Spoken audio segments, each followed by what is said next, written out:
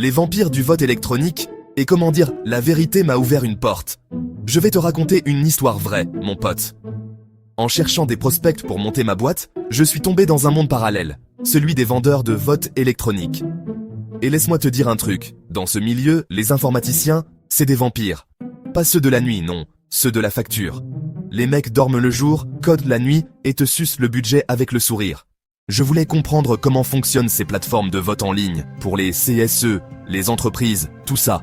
Tu vois, le genre de truc où les salariés votent pour élire leurs représentants ou valider un accord. Un petit outil simple, propre, sécurisé. Eh ben non, tu demandes un devis, t'as l'impression de solliciter la NASA. 2000 €, 3000 €, parfois 5000 balles pour un pauvre vote avec 100 participants.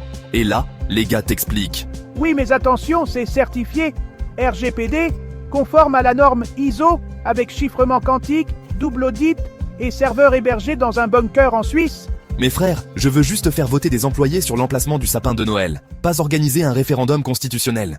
Plus je creusais, plus je voyais que c'était un business de vampires. Des devis gonflés, des options absurdes, des packs sécurité premium qui doublent la note. Et derrière, tu reçois une page avec écrit « Merci pour votre participation ». À ce prix-là, ils pourraient au moins envoyer une boîte de chocolat. Et le plus beau, c'est qu'ils se disent éthiques, citoyens, garants de la démocratie digitale. Mais dès que tu demandes un prix, ils te sortent une somme digne d'un rachat de start-up. Des vampires, des vrais. Pas ceux de Transylvanie, ceux du cloud. Moi, j'ai fait mes calculs. Un vote électronique, honnête, sécurise, conforme, ça coûte 2 à 10 € par votant, pas plus. Tu veux faire voter 300 personnes, c'est entre 600 et 3000 €, point barre. Mais eux, ils t'en sortent le double, le triple, parce qu'ils ont mis le mot blockchain quelque part dans la brochure. Et un jour, je tombe sur un PDG, un vrai, pas un clown en chemise slim. Je lui parle franchement, sans filtre. Je lui dis, écoutez, votre prestataire là, il vous prend pour un pigeon. Ce service, qu'à vaut la moitié, et encore. Et tu sais quoi? Il me regarde, il rigole, et il me dit, tu sais quoi? T'as raison. Finalement, je vais embaucher quelqu'un pour le faire en interne. Mais si ta boîte tourne un jour, je te file un projet.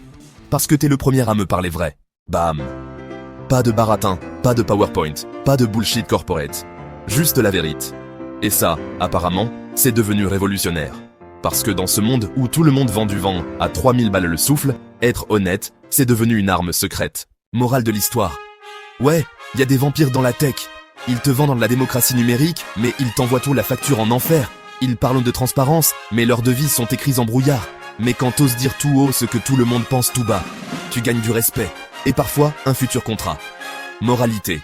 Les vampires adorent les belles promesses. Mais ce qui leur fait vraiment peur, c'est la vérité.